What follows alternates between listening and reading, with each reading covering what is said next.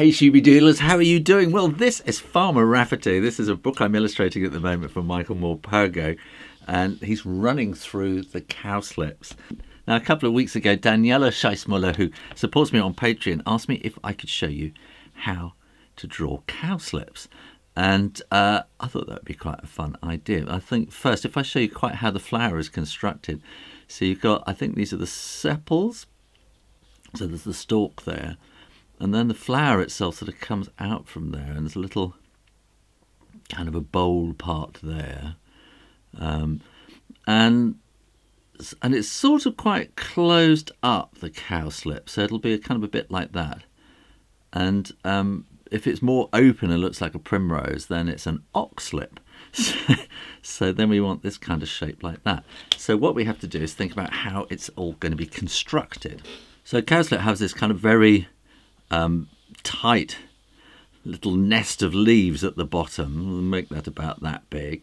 And then it has these stalks which come up with these little kind of balls of flowers on the top. Let me have it kind of, have that one a bit shorter like that, and that one a bit taller up there. So from the centre, we want this kind of radiating, where's that going to be like that? So we want this kind of radiating spokes coming out into this kind of wheel. And then we have to think about where we're actually looking at each flower. So if I'm going to draw, this is kind of the opening of each flower there. So that one's going to be quite squished around there. That's going to be around the back of that one, so will that. So if we kind of work out these kind of angles, that's going to be very shallow up that way, and then that will be there. And again, like that. Maybe another one just hanging down there as well. Then we can work out that we've got this kind of piece here, the sepals part there, behind each flower, and just work our way through that. And then I'm going to have sort of one leaf coming kind of at us like that, and then maybe another one out there, another one out there, and then kind of just work out roughly where these leaves are going to go.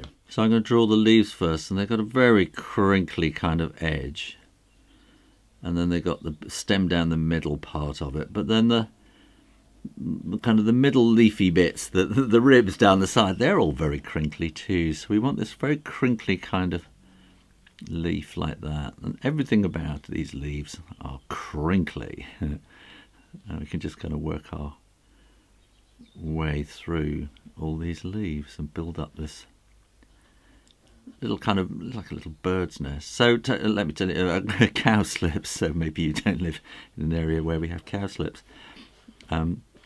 I think that I've been looking it up, and actually let me get these stems coming up here out of there. I remember as a child, playing with the word cowslip, and then there's oxlip as well, as I say, which the flowers are much bigger and much more primrose-like. And although it's all the same family, it's all the Primulaceae family.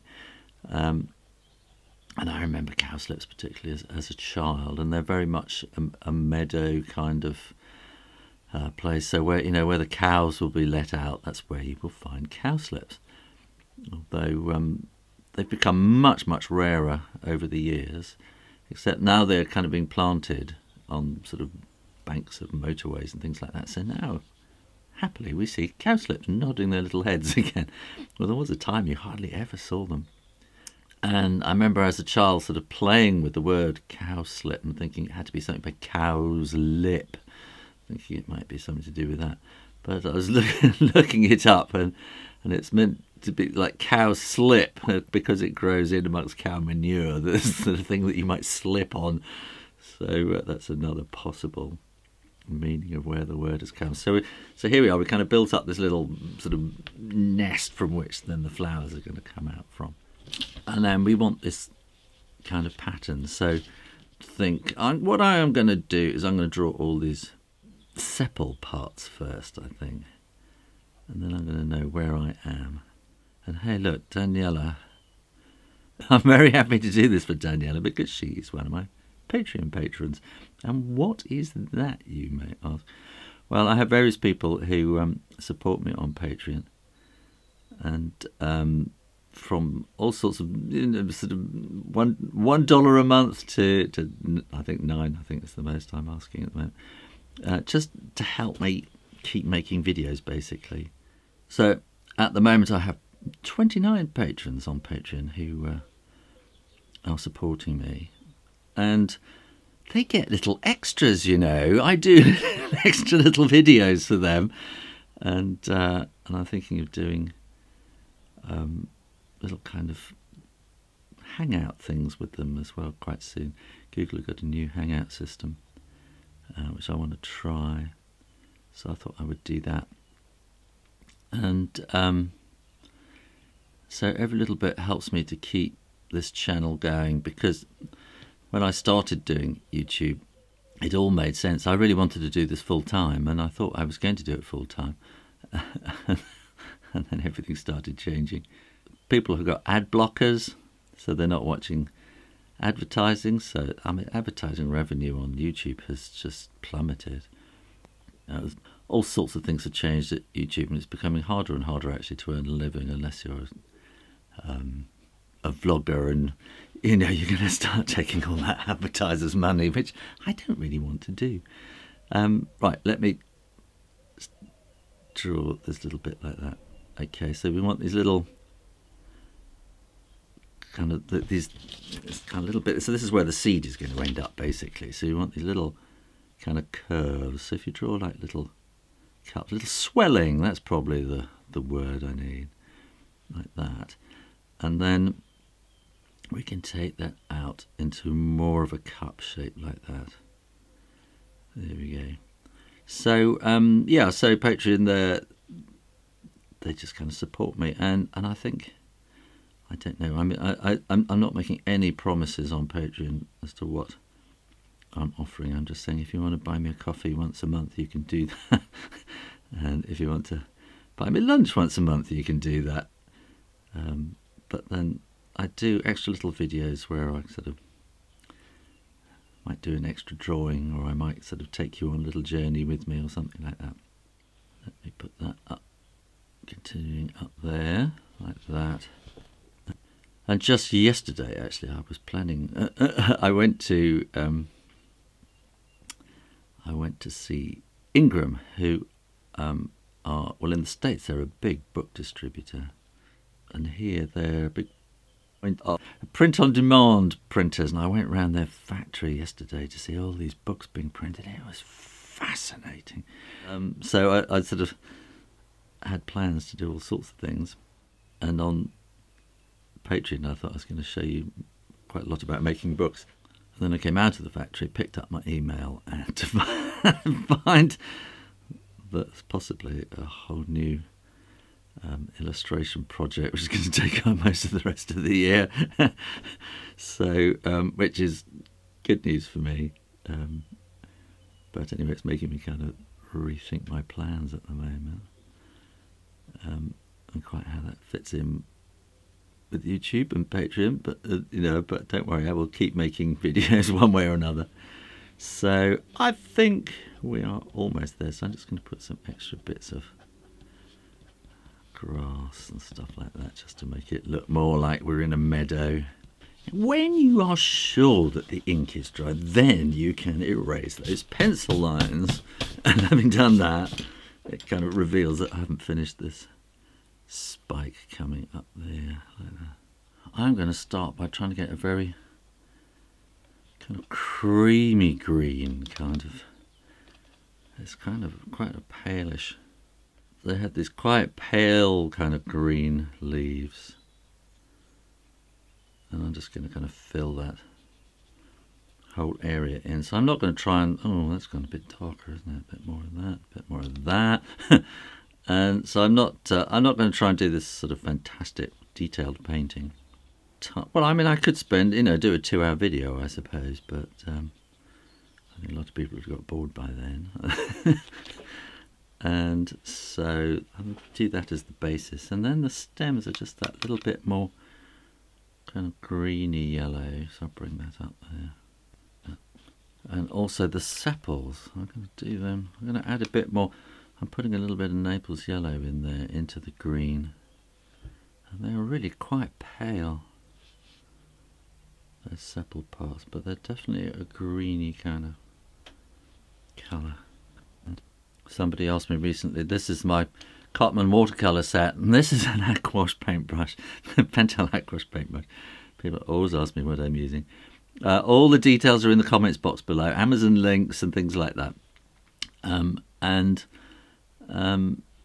Someone asked me, is this the original set of colours? It's mostly the original set of colours. I exchanged the white for Naples yellow. I exchanged the black for neutral tint. I think black is just too dark for watercolours for me in here. Now this is still kind of wet, so I can sort of dabble colour into it. So I'm going to put it down one side and one side of the ridge. It's just kind of adding a bit extra. So I'm putting a bit down that one side of the ridge and one side of the leaf. Like that, so it's just getting a bit more, and then maybe I'll just get it coming. Oh, it's too dark, and I want it more bluey than actually green when it comes down into the middle. So bring this kind of darker colouring down at the middle part there. Quite liking that. And then we're going to want these to be quite yellow. Surprise, surprise.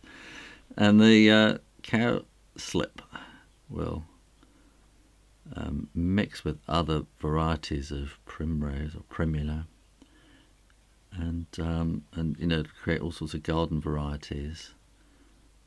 And so you'll quite often see variations where there is this tall spike with lots of things on the top, lots of flowers on the top, and so they're generally, I think generally our gardeners will call them polyanthus. I'm sure the Latin, you know, naming people will be appalled at the idea of everyone calling them all polyanthus, but I think most gardeners think about a primrose-like thing on a spike will generally call them polyanthus, I think.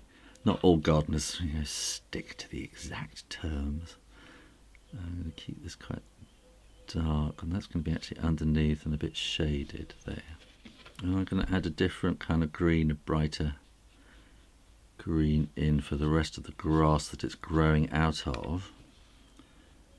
And I'm not going to be too precious about how I paint that. I'm just going to kind of flick that in there. Then I will put some quite darker kind of shadow in underneath it, just to bring it forward. Now, I know some people will be asking, why, if you're doing watercolour, isn't your paper ruckling up like a prune? That's a good question. Well, for one thing, this is actually very good quality watercolour paper I'm using. It's a very smooth, knot surface.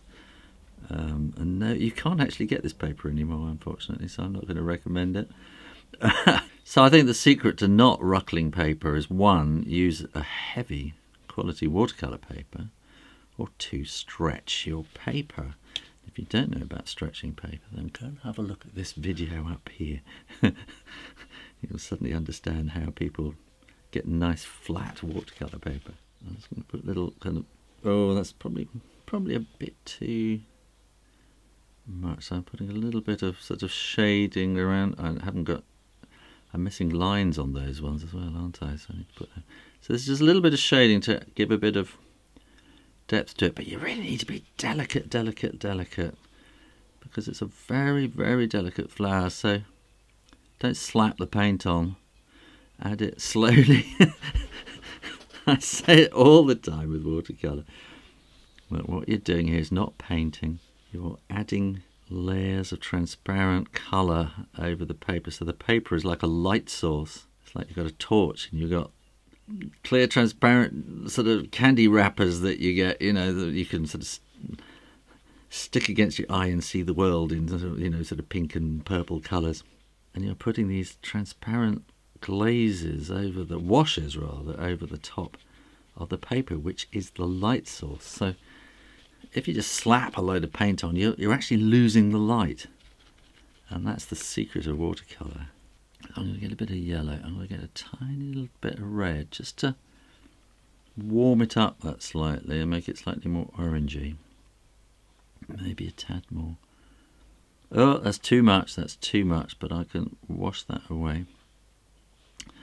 And just inside, put a little hint of brown in there, maybe.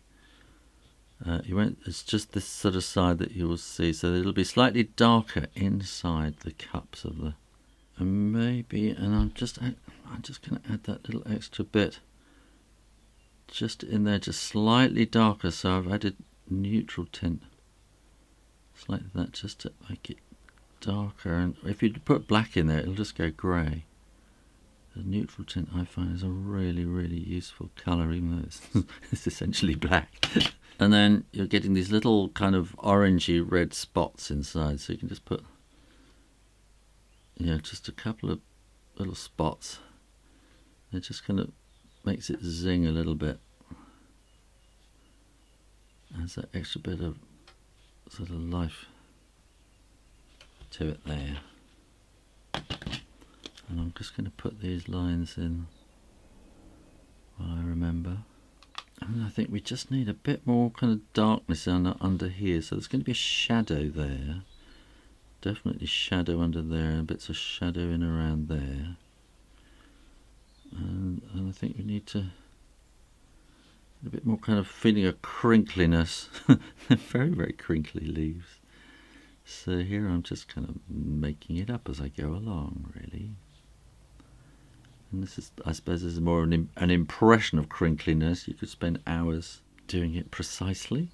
And I think we need it to get much darker down in the middle where it's all sort of emanating. And I'm just going to add a little bit more of that. And maybe a hint of blue in here so we get a different kind of shade of shadow underneath. A different hue, rather. So a different shade would be adding black and making it darker or greyer. So different hue is actually a different colour, so I want it to stand out as a different colour as well. There we are, Danielle. I hope you like that, and maybe if you were supporting me on Patreon, I might do a little painting for you too. Thanks for watching, and you can support this channel and get so much more on my Patreon page. Click to find out more.